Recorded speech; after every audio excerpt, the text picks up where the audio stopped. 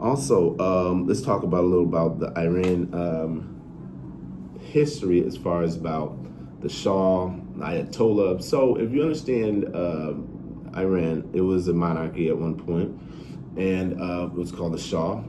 And this is a quick little read. I'm a Pan-Africanist. I study African governments and history more than I do the Middle East. But since this is the topic, let's talk about it. So, the Shah wanted to nationalize. I guess they weren't called. They were colonized also. A lot of the Middle East were colonized, most likely the British, but or French. Is it British or French? I can't remember. But the Shah. This is the reason why a coup was set upon Iran, and we have what we have today with the Ayatollah. The Shah wanted to nationalize its oil. So once again, these multinational corporations, these giant billionaire, trillionaire oil companies said, so you want to take all our profits and then give it to your country? No, what we're going to do is we're going to have a coup. So he was exiled. But he came back, and that's when the Ayatollah was in power. Right now, what we have is Khomeini and also there was Western influences and interferences within all these power exchanges and coups. So now we have Khomeini. I believe he is this. Yeah, he is a supreme leader, but he serves more of like a. In different countries, democracy doesn't work for every place. So their government is a very peculiar one, the way it's set up. But they have a supreme leader who, at the end of the day, makes all international and domestic final say on it. So they they run through Islam. Islamic law is prevalent in Iran, and then you have the Persian people. So after he wanted to nationalize their oil, the CIA then installed a puppet leader.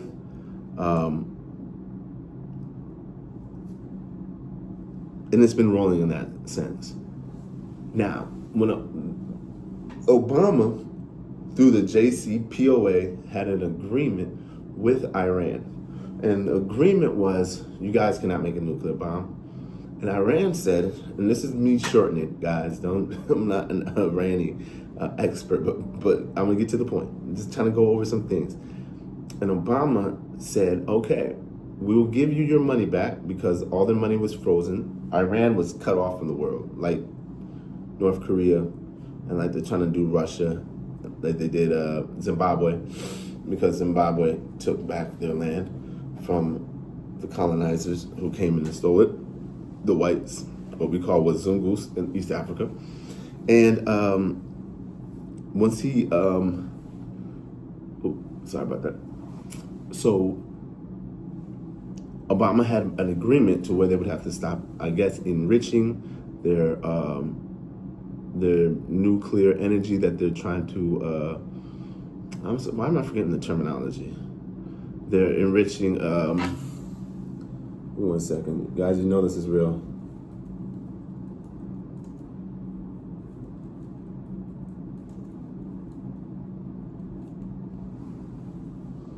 Okay. So yeah, so they're trying to uranium.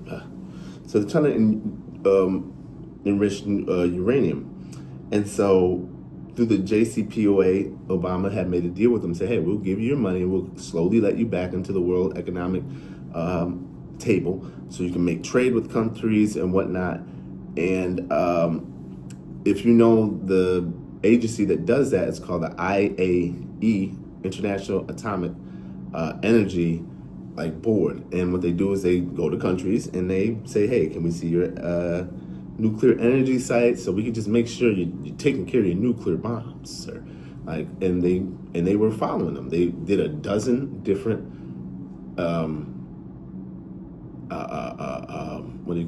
dozen different just checkups on their uranium sites, and they passed them every time. Iran stopped trying to make a nuclear bomb, which I think now, I'm gonna be honest with you, Iran, I get why they're trying to make a nuclear bomb, because as soon as Iran has a nuclear bomb, all of this will stop. When Israel finds out all it takes is a button and we're all wiped out, negotiations will happen immediately. So they had a dozen different ones. And so where we're at now is America is still on this imperialism bullshit. They're using Israel as a proxy to pretty much take over all of the Middle East. The Middle East is in the middle of the globe, if you're looking at it from the Western, Eastern hemisphere. And what I want to say is, right, and this is also to a lot of us as black people, we fought in every major war for the white man. Whether you're in Africa, my grandfather fought in World War II for the British, and then in America, your grandparents probably fought in World War II for Americans. I'm gonna give you a phrase, if you're in the military like Muhammad Ali. I never had no Vietnamese call me nigga. You're my oppressor. If you watch that speech, what Muhammad Ali talks about is, I'm not gonna go to some foreign country and murder and kill children and women for the profits of the stock market in New York. Because it's gonna be usually the middle class or the poor kids who are going over there fighting, dying. I knew a guy, and this white guy, I'm not gonna say no names, where he's like some trailer park area of Michigan. Cool dude, right? He was a cool guy. I really don't know him personally, but I mean, from what I've seen, he was all right. But there was a point where he went over there and he blew off half of his chin, and he had to reconstruct it. And I said, wow, that did good. And he told me, he said, you know what's so crazy? He lost a couple of friends. He said, when you look back, we went over there for nothing. Nothing. We went to these people's homes in the desert. They just live different. They talk different. They're just different people. He said, I don't even know what we were doing over there. So we have to understand and kind of understand, right? Donald Trump right now is at a 36% rating. He's been ousted as a child molester, pedophile. God, allegedly. Don't take my page, YouTube. Allegedly. And this is going to go down in history as the most, because once again, Donald Trump is touching his 80s. So I think Donald Trump looks at it like, I don't know, because he's a sadistic person. He probably is like, I'm not going to be here long. Who knows? You're 80. You might live to 100. My grandfather lived to 110. That's another 30 years. What are you doing? That's a long time. He's like, I might not be here long. Whatever. Happens. I don't have to be here for the consequences. So with his 36% rating, he's understanding that no, he's not going to win the vote. So he's already preparing ICE to be out there in the streets, to start working it, to see how when the midterms come, I'm telling you, ICE is going to go crazy in every major Democratic space. The reason why they chose Minnesota is because think about it, they chose Minnesota, the coldest place in America, in the coldest time in America, in the middle of the winter. They wanted to get them out there and get them through the harshest time, like go battle test them. So that by the time next year rolls around, November, and voting happens for your local Senate, not your local, but for the Senate, Congress, and a lot of local elections, they're going to be out, boots, jackets, guns. They done worked out the kinks. So Donald Trump is using this as a distraction so that we can look over in Iran as he gets busy over here, if you know what I mean. Also, what we have is a problem if you're a Democrat. I guess, I don't know. I don't really look at myself as a Democrat. If we have two choices, is there less of two evils? I do believe in that, the lesser of two evils. But I also believe in making sure that you're not always stuck there. You know what I mean? Like, you're not always doing the lesser two evils, because then at the end of the day, you have two people who have all the power. But anyway, so 36%, and we have a president who lives in a movie. He thinks this is a movie. Like, the way he was talking at his press conference, like, he said, yeah, and so the people of Iraq, this is once in a lifetime. Bro, you're destroying a country. This will not go well. You didn't see what happened in Libya? And these are Iranians. They fight. They're going to fight to the end. They're not going to play around. And he says, "Oh, so get ready, just get out there and take charge." So you're trying to tell me, Donald Trump, you think when you destroy the country, take out their leaders, install a new regime change, how long do you think that's going to take you? For one, this is going to take years, so a lot of taxpayer money. And then two, when you do that, right? Because I've studied a lot of coups and regime change and destroying the governments. The only people who are going to be able to function are going to be the criminals, the people who have illegal guns, the people who have access to illegal things and things that they already have pipelines of getting things past proper procedures. So you're going to set Iran into it's going to be a powder keg. What do you think these Persians and these Arabs are going to go to? They're just going to go to neighbor countries. You're radicalizing the Middle East even more. They're going to spill off into Afghanistan. They're going to spill off into Jordan, into Syria. And Syria, come on, man. Look at Syria and what Obama did to Syria. All those drone strikes. This is a failed state. And Israel thinks it's going to be safer for them. Well, let's just understand. And I'm going to do, the next thing I'm going to do is there's this guy, what is his name? Tyler, did a short little documentary on this town called Jackson, Jersey, where I guess they're having like a large influx of Jewish people, Orthodox Jews, show up to the city. It started out with like 10, and now they've taken over the school board. They defunded the public schools. They got their own cities. The guys don't overwork, living off of government welfare.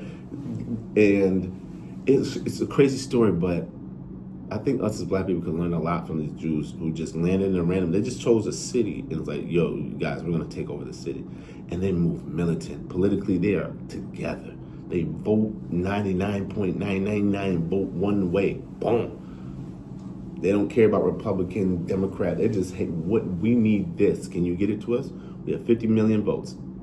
We got 50,000 votes, whatever. Can you get us this? Okay. And they fund their own politicians. But anyway, I'm going off of track. Once again, guys, we're looking at a hostile government. Once again, we do not live in a democracy. We live in a republic. What that means is we don't get to vote on every issue. We just elect people who we feel will make the best decision for us.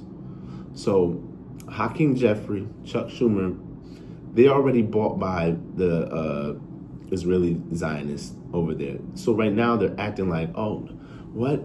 I had no idea Donald Trump was going to bomb in the middle of the night. You live in D.C. I'm all the way here in Atlanta, Georgia, using a laptop and an iPhone to record this, and I knew this. I seen it from a mile. And he's going to keep bombing and bombing, starting wars. And he's stealing oil from Venezuelan people to put in his private bank accounts in Qatar. How do I know this?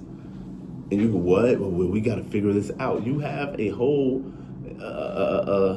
committee for that, oversight committee. They're all playing the same game.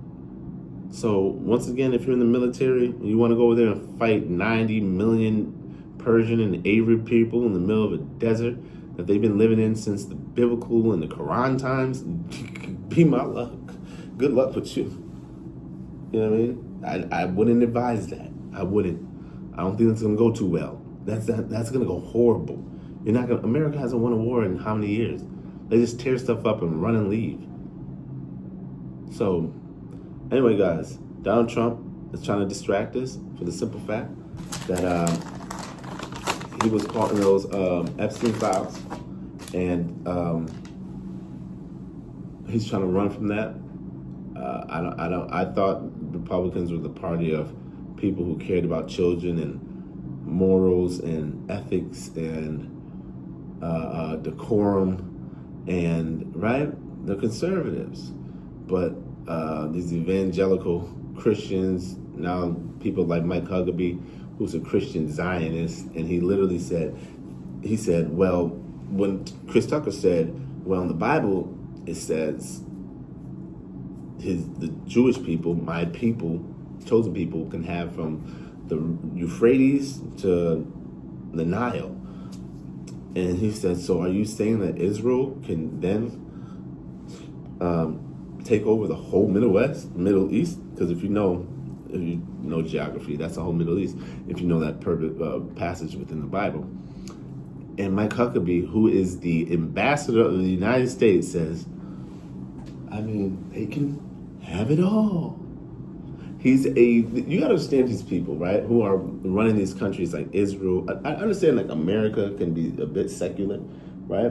It's a secular, well, it would try to be secular, but if you haven't traveled outside of America and been to other countries, you really don't understand how other people live, right? I've never been to the Middle East, but I know a lot of people from the Middle East, and when let's take like Israel, and it's like a very religion-based, like zealot type of country. You have to understand, like, they just think different. Like, let's say the Ayatollah and whatnot, and Bibi Netanyahu, there is no talking this through. There's no talking it. Because you have someone like Bibi Netanyahu who thinks it's his right by God to own that land. And he'll look at you dead in the eyes and say, God gave me this land. It's hard to argue with that. Man, guys, it's getting crazy. It's getting wicked out here. This election year is coming. The white power structure is at full. This is what I say, black people. You got to hand it to these crackers, man, to a certain point. Not in a good way, but they are militant. They don't play. They are fighting. When you're sleeping, they're bombing another country to distract you about the fact that ICE is coming to your city in the next month. But anyway, guys, hopefully all of you are having a good weekend. It's Saturday. Mariah out of here. Peace, love, and positive. But check that out. Don't get distracted. Make sure you're taking care of your city, your family, your obligations. See you later.